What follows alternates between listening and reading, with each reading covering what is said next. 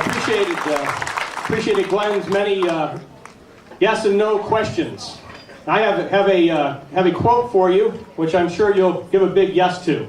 We hold these truths to be self-evident, that all men are created equal, that they are endowed by their Creator with certain unalienable rights, that among these are life, liberty, and the pursuit of happiness.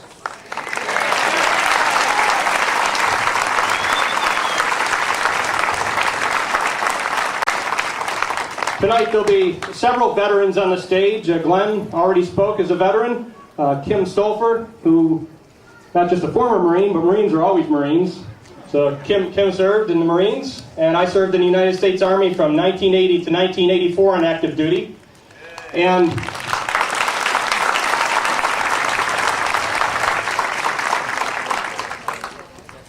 going into the military at 17 years old, right out of high school, actually, I was only, I think, 9 days into my 17th year when I raised my hand for the first time and swore to uphold and defend the Constitution of our great nation.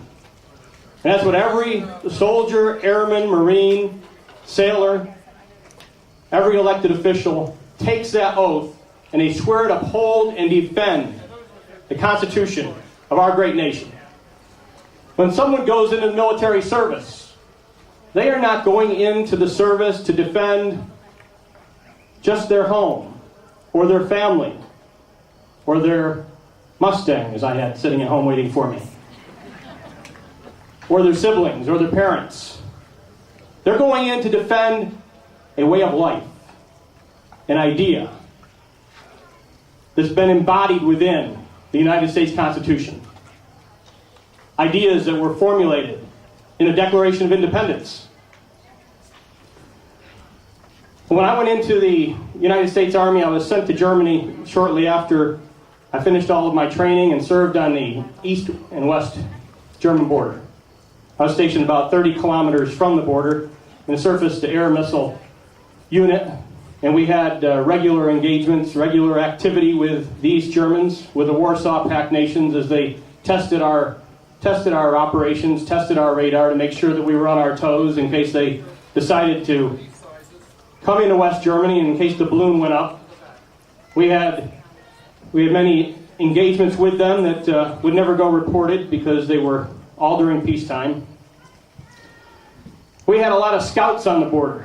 Actually, the apartment that my wife and I lived in, we lived in the very upstairs of the apartment building, and in the very downstairs we had a chance to visit quite often with the wife of one of our cavalry scouts that spent a lot of time right up on the border, looking across to where the East Germans were stationed, where they were stationed along the wall and along the fences.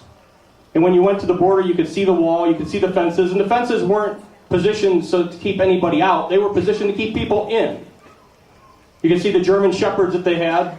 That they had German shepherds that were trained on the border for attack, and that they had German shepherds that were trained on the border to try and find those who would try and escape. Landmines were along the border. But I remember specifically my wife visiting with the wife of one of my fellow soldiers, and her talking about the nightmares that he had waking up in the middle of the night, because while he was stationed on the border, he watched an East German attempt to flee for freedom and be shot down before leaving East Germany for West Germany. A lot of folks in our nation have never had the experience of living under that type of tyranny that would force somebody to risk their life and ultimately give up their life, reaching out for freedom, reaching out for that torch that stands there with the Statue of Liberty. And my friends, you all being here tonight, I think you have the sense and understand the reality of the fact that we have to reach out and grasp hold of liberty again as we see the continued erosion of our freedom.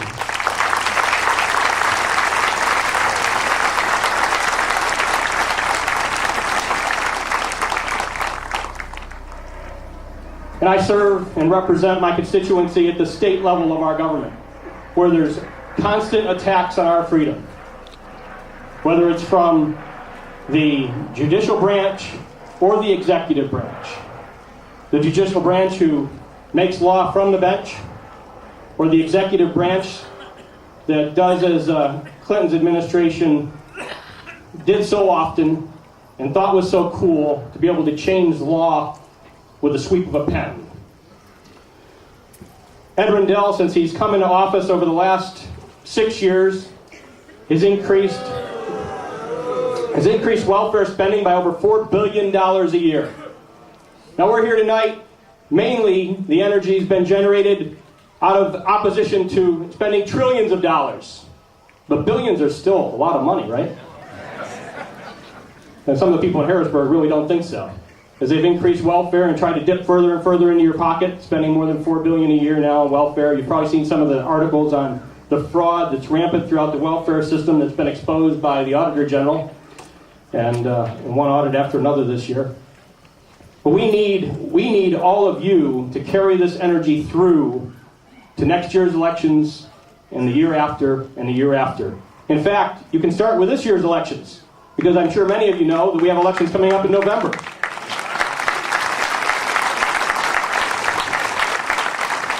And we do have I saw one of our Superior Court candidates for the Republican side in the elections. Temp Smith is here tonight. Pro-life, pro-Second Amendment. Good man, the kind that we need sitting in the judicial seat. But as we battle here at the state level, of course, they're spending trillions at the federal level, and you'll hear from Pat Toomey in a short while, and his plans to try and help us take back liberty there at the federal level.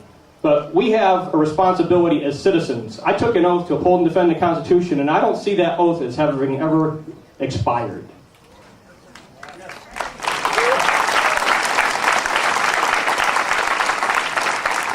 And whether or not you've served in the military or been sworn into any office where you've had to take that oath, I would hope that you take that oath on your own to uphold and defend our Constitution.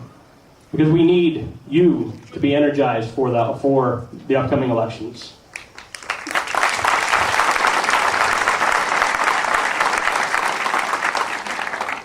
You know, there's so many politicians. Let me start with this. I ran in 1998 for the first time, and I didn't like government. I still don't like government. I hate politicians. You know, I was cynical about government before I ran for office because I thought they were lying. Since I've been elected, I found out they are lying, so I'm even more cynical. But there's very few that deserve your vote. And you have an opportunity to move people. You can't always elect the most principled person, because many times you don't have a principled person running from either party.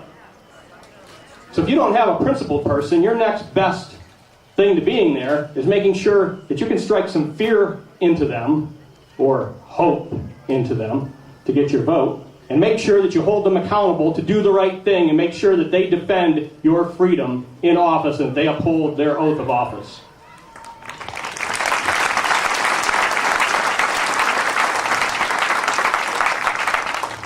I was involved in a debate when I first went into the House, and we were debating some language that would have eroded the Second Amendment. And I stood on the floor as a new freshman elected legislator, and I asked a senior legislator from Philadelphia, one of those liberal, gun-grabbing tax and spenders out of Philadelphia.